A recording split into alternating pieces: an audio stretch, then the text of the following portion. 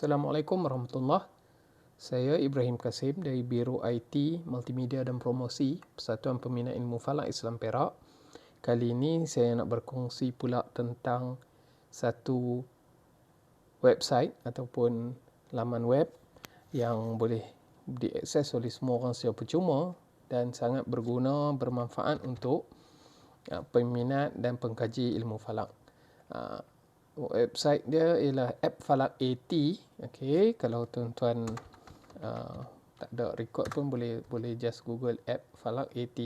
AT itu singkatan untuk Ahmad Taufan, seorang pengkaji falak dari Uniza yang buat apps ni lah.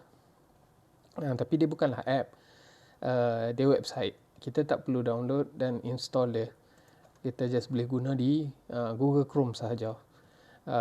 Ada beberapa feature ataupun aplikasi lah, senang cakapnya, yang boleh digunakan.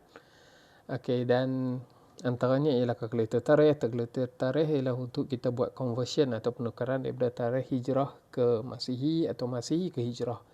Kemudian kalkulator kiblat. Kalkulator kiblat ialah untuk kira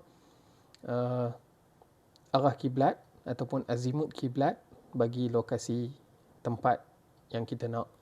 Kemudian kalkulator bayang searah kiblat. Ini yang saya nak kongsikan pada hari ini.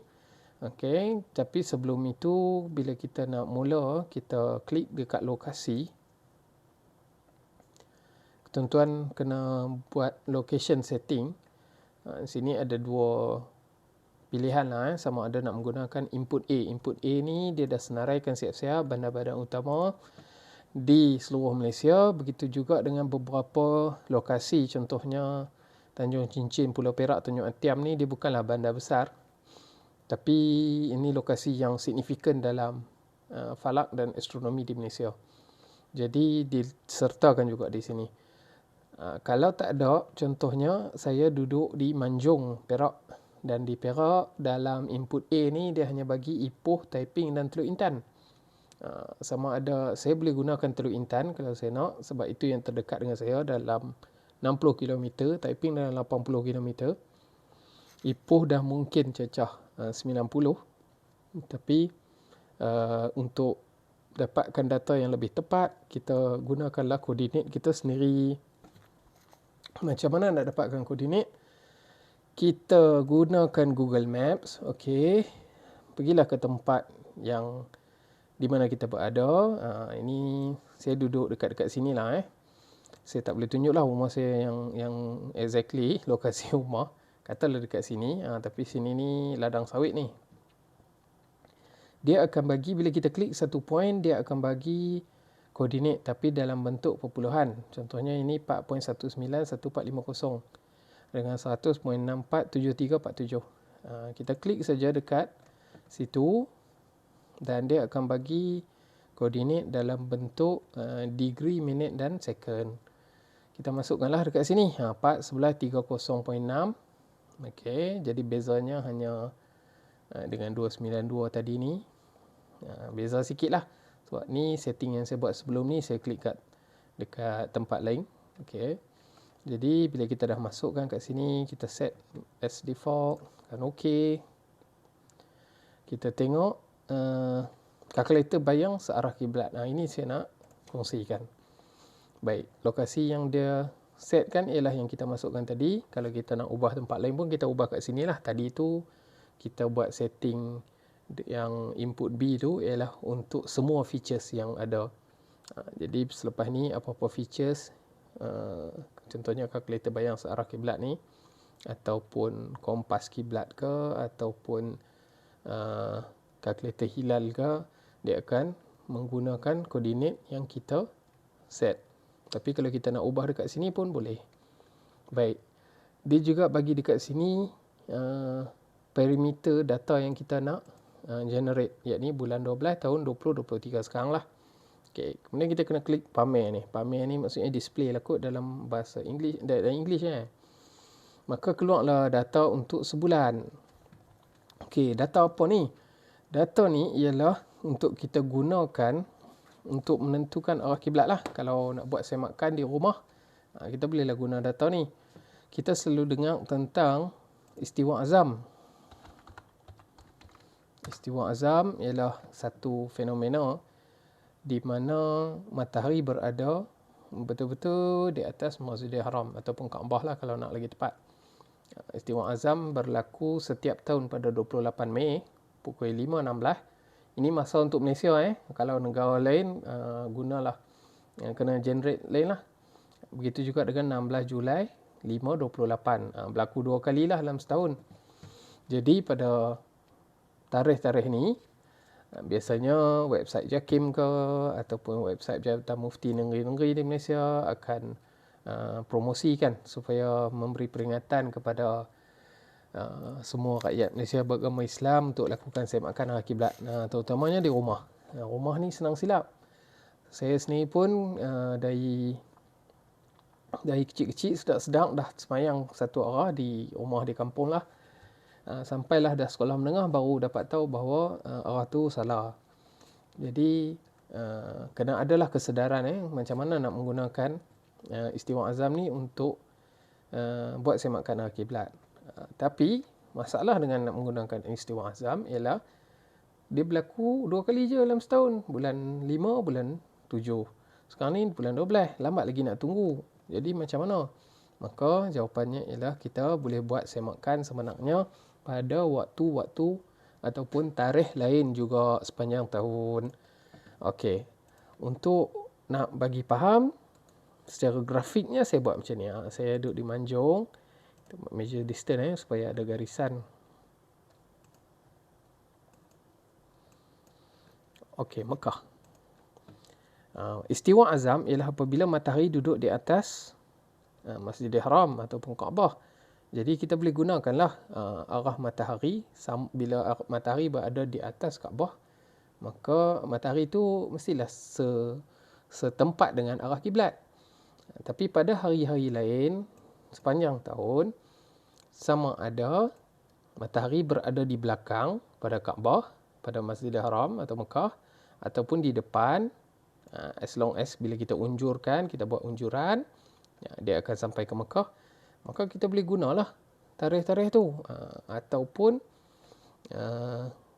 matahari berada di macam ni, berada di timur, tapi garis ni melalui Manjung juga. Ataupun berada di sini. Okay, tapi kalau kita buat unjuran, dia akan lalu dekat tempat kita. Bagi saya Manjung lah. So sepanjang tahun sebenarnya ada data tu. Jadi kita boleh dapatkan di sini kalkulator bayang searah kiblat. Tapi ada juga tarikh-tarikh tertentu yang mana dia tiada data. Tiada data dekat sini kita tengok bila dia bagi tahu waktu kemudian dia slash, dia tulis tiada. Cara kita apalah, kita tumpukan kepada 3 hari yang pertama ni, yakni Jumaat, Sabtu, Ahad 1, 2 dan 3 Disember. Ini bulan 12 Selepas pada tu sekarang ni dah 29 dah dia data dia juga ialah tiada. Bagi 3 hari yang ada tu dia tulis 7.30, 7.23, 7.17. Waktu ni pada tarikh ni pukul 7.30 pagi matahari berada di timur, tapi azimut dia kurang 180 darjah daripada kiblat. Maka kita boleh gunakanlah.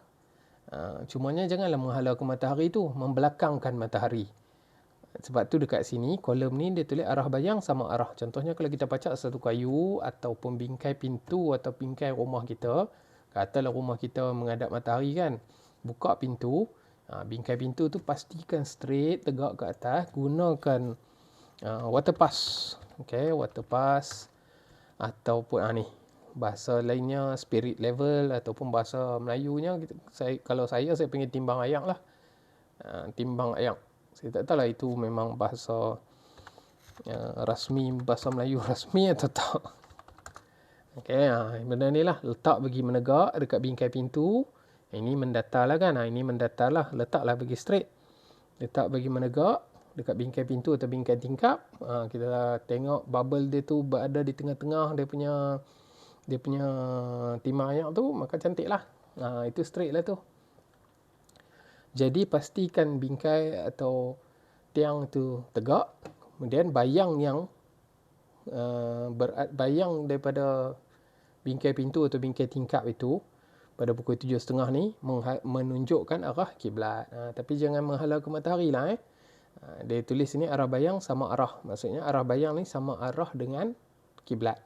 Contohnya rumah kita menghadap menghadap ke timur, menghadap ke matahari terbit. Bila kita buka pintu bagi habis, bagi dapatkan bayang bingkai pintu.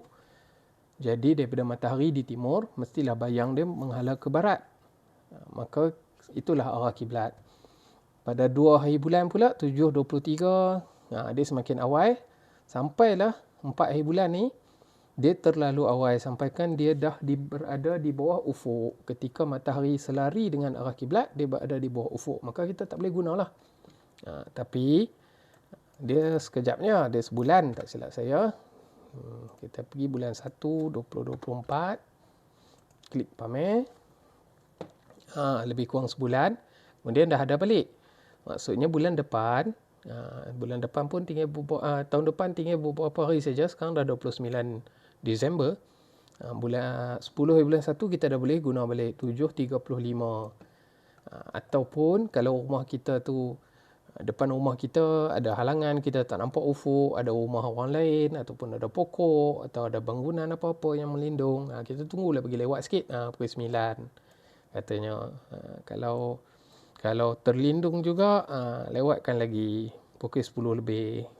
Cumanya kita kena tunggulah 10 lebih bulan 2. Okey, bulan 2 nanti dia dah semakin lewat sampailah ke pukul 11 lebih. Tengah tahun berlaku sekali lagi ada bulan di mana dia tidak ada data. Maksudnya matahari berada di bawah ufuk. Dan satu lagi yang kalau tuan-tuan perasan, dia tulis sekarang ni arah bayang berlawanan.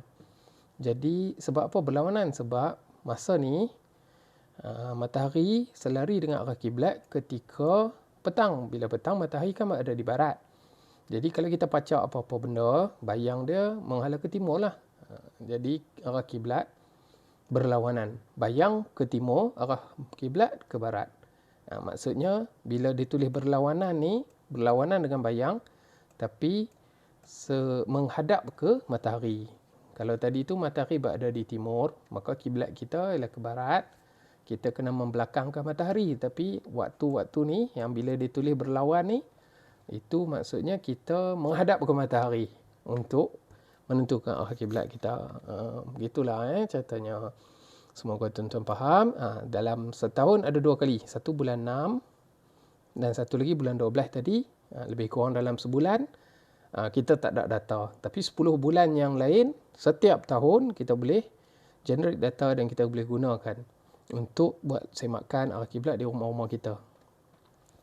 Baik, saya harap tuan-tuan faham.